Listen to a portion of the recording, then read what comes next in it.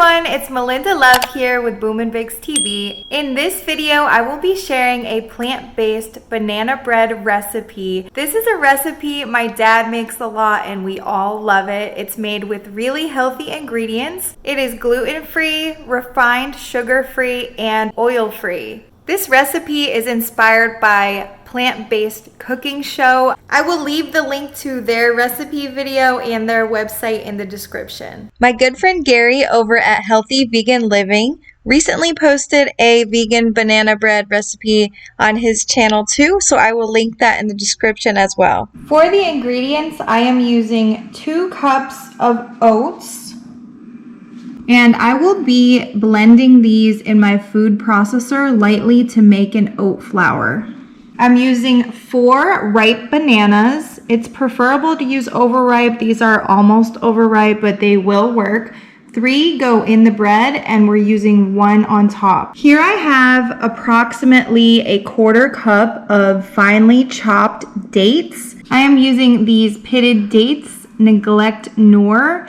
I honestly don't really like these. I picked these up at TJ Maxx because this whole bag was only $5, but I won't be purchasing these again. I usually like to use the medjool dates, and from now on I will stick to what I like, but especially inside of a recipe, these will work just fine. Here I have mixed up a flax egg.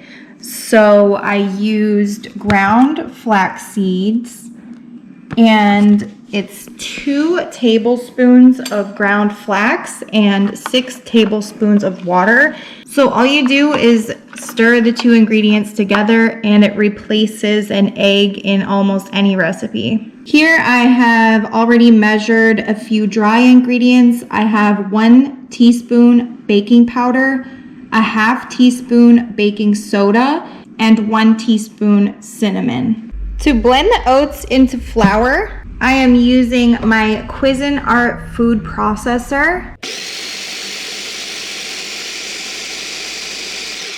All it takes is a few seconds to reach this consistency. I like to leave it chunky. Next, I'm mashing 3 of the ripe bananas together with a potato masher. These bananas definitely could have been more ripe.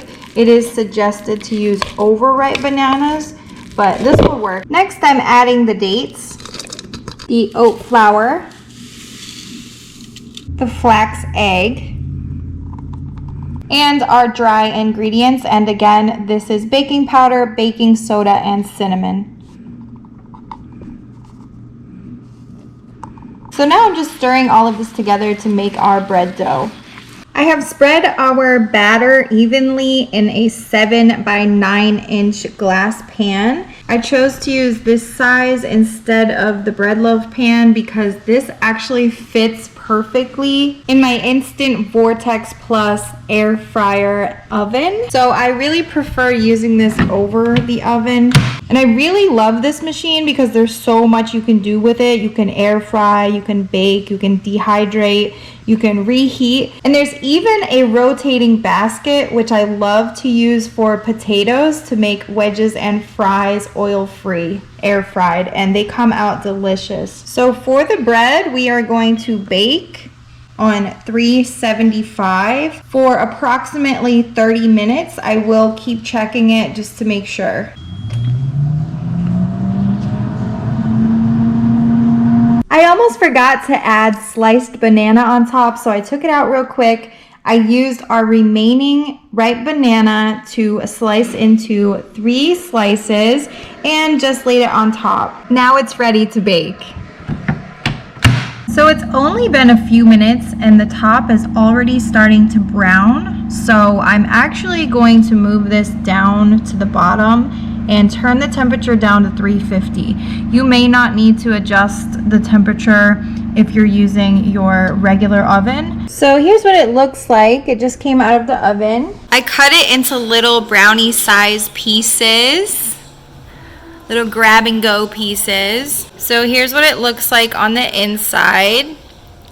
It is a little bit moist on the inside, so it could have cooked a little bit longer, but as you can see, the top was getting really dark, and I don't like burnt crust. It's literally so good, you guys. Thank you so much for watching.